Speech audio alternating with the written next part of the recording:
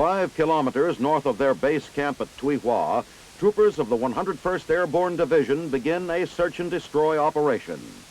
Filmed on August 5 and 6, the operation is aimed at Viet Cong tax collectors reported in the area.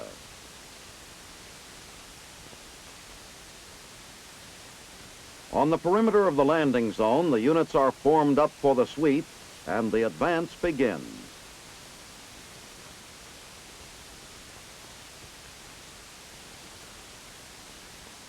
Pushing northward toward a village in the foothills, the cavalrymen are suddenly taken under fire by enemy snipers as they cross an overgrown rice paddy. The fire seems to be coming from a banana grove up ahead. Now, it's a watching and waiting game. After a while, the sniping stops, and all along the line, the troopers begin easing forward. They enter the banana grove, but find no one. Still farther on, they come to the edge of a village. It's deserted. Artillery support is called up to hit the surrounding hills, where it is believed the VC are hiding.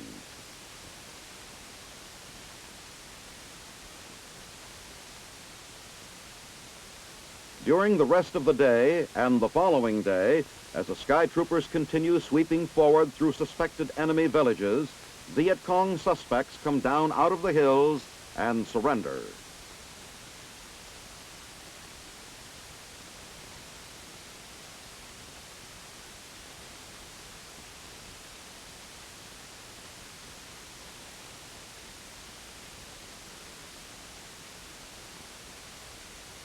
Flying through the air are the lightweight howitzers of an artillery battery of the 101st Airborne Division.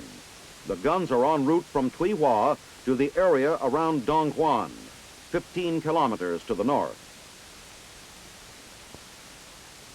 The M102s are being delivered to this forward position so they can provide supporting fire for friendly forces operating in the area. Battery personnel quickly prepare the Air Mobile 105s for the firing mission to hit Viet Cong forces hiding in the hills.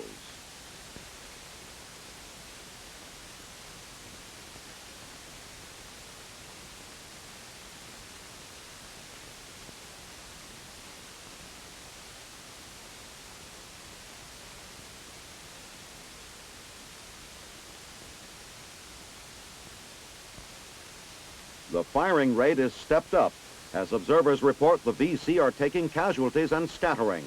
They further report that, as a result, many Viet Cong are surrendering to the waiting men of the 101st.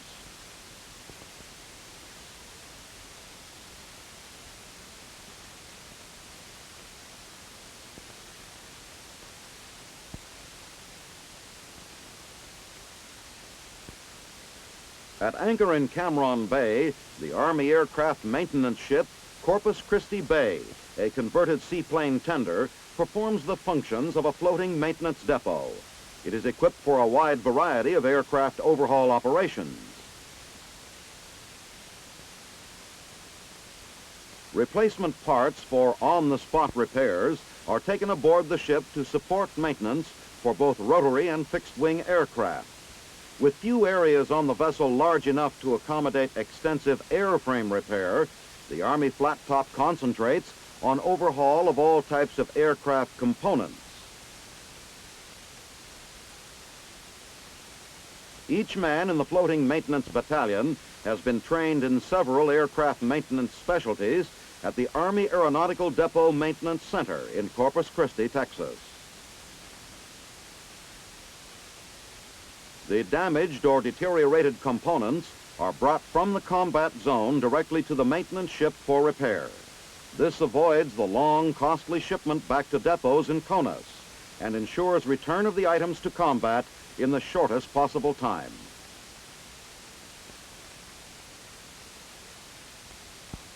A traffic control center channels each repair operation to the appropriate maintenance shop.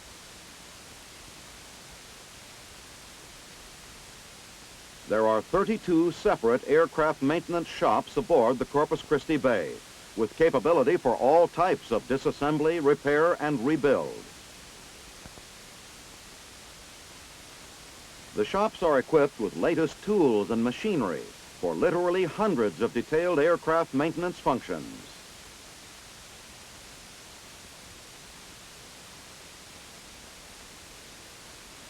Extensive laboratory support is available for maintenance of electronic components.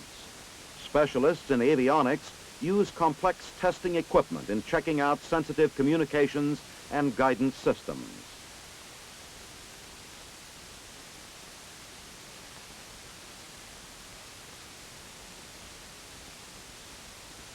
On deck, a repaired component is loaded for quick return to the user unit.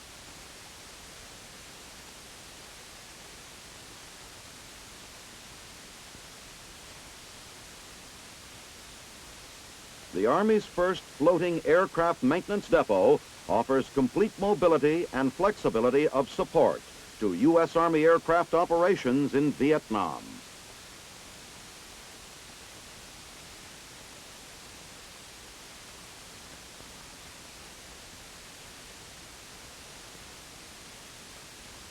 On 6 August, Army Chief of Staff General Harold K. Johnson, accompanied by Sergeant Major of the Army William Wooldridge, arrives at Brigade Headquarters, 101st Airborne Division.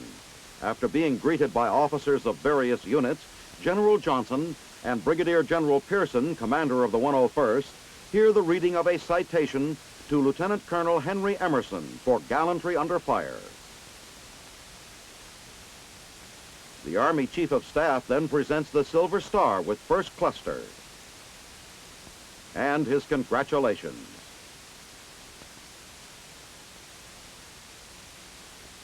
Afterwards, General Johnson meets the Sergeant Majors of the 101st and supporting units. Then, he returns to his plane to continue his tour of Vietnam.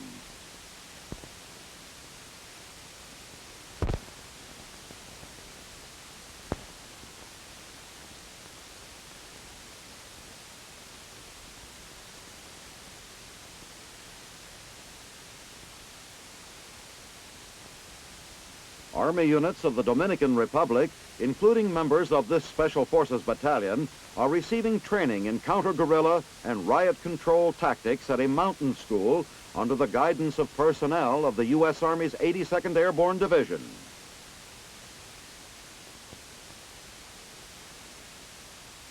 To accustom the Dominican troops to moving rapidly across country, they are taught basic mountain climbing techniques. Here, they rappel down the face of a cliff. After receiving instruction in special methods of rigging, they gain experience in actual descents.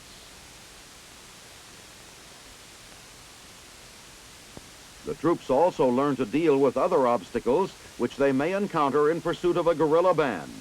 Under conditions intentionally made difficult, they erect rope bridges and try their hands, plus legs and elbows at a river crossing.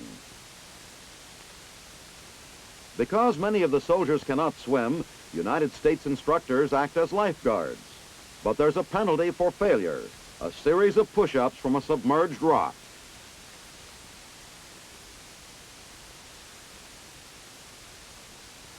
The Dominican troops learn another method of effecting a river crossing with their equipment, this time by preparing rafts from their ponchos. With the rafts completed, the men shove off. Following Dominican military tradition, these two officers cross with the troops. Weaponry courses are designed to take advantage of available materiel. The men receive instruction in the use of explosives, in classes and in the field. Then they have the opportunity to put their knowledge to the test. To gain an understanding of guerrilla tactics, one section of troops ambushes a convoy operated by another section. Explosive charges stop the convoy.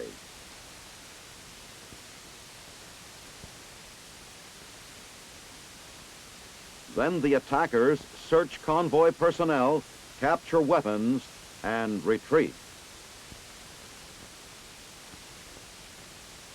The troops also are taught riot control formations and movements to enable them to deal with insurrection.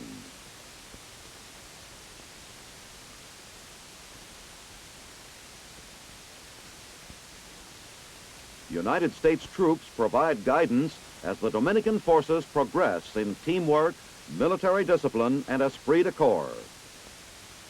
To give the troops a first-hand experience with the effects of tear gas, they are required to enter a tent in which tear gas grenades have been fired and stay long enough to give their names. Some of the men enter willingly, others unwillingly.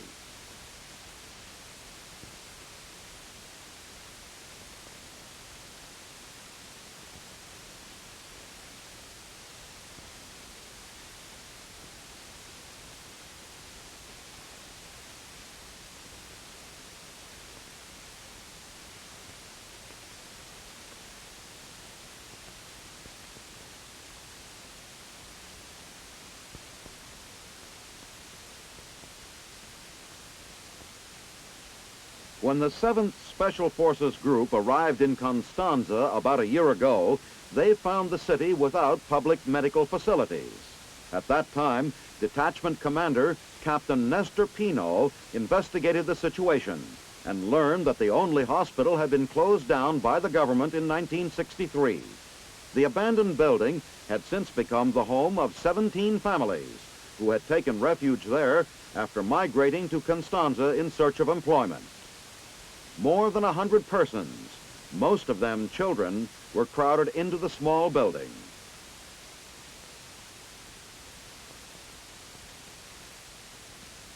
To alleviate the situation, Captain Pino called together the Constanza Citizens Council. Under his leadership, a drive was begun to raise money for equipping a new hospital and to provide new housing for the migrant families. A building site was selected and volunteers began work on the foundations for 17 new homes. Most of the building supplies were flown in because roads in the area were nearly impassable.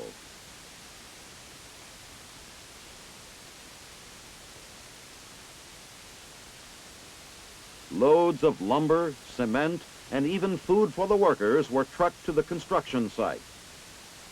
Everyone pitched in to help. On 21 July, 6 men from the 47th Engineers moved to Constanza to join the Dominican volunteers working on the project. Total costs for the reestablishment program were estimated at $12,000, of which the Citizens Council managed to raise nearly half. The rest was pledged by AID, the Community Development Office, and the Dominican Red Cross. Construction moved along rapidly, and within 2 weeks, the homes were complete. Each includes a combination living room, dining room, 2 bedrooms, a kitchen, and a bathroom. Everything is ready on dedication day, the 8th of August. People from all parts of the district arrive for the ceremonies. They hear an address by Dr. Orlando Cepedes of the Citizens Council, officially naming the project Kennedy Colony. Finally, the houses are blessed by a local priest. For the 17 families living in the old hospital, it's moving day at last. Each family was given outright ownership of their new home, provided that they lived there for 5 years. Successful relocation of these families was only the first phase of the Civic Action Program in Constanza. To reestablish medical facilities as quickly as possible, the Special Forces team set up a small dispensary in a local government building.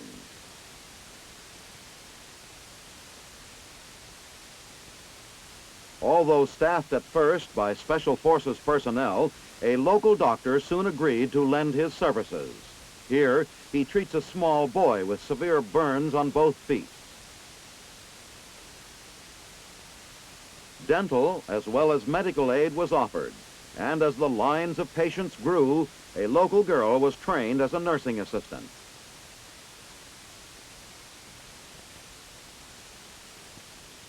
To date, treatment has been provided here for many thousands of cases.